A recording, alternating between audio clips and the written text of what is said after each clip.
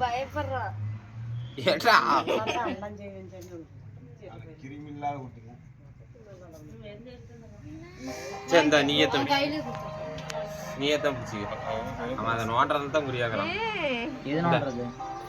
கொஞ்சம்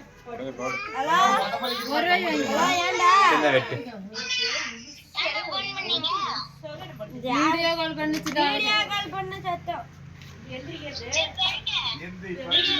வீடியோ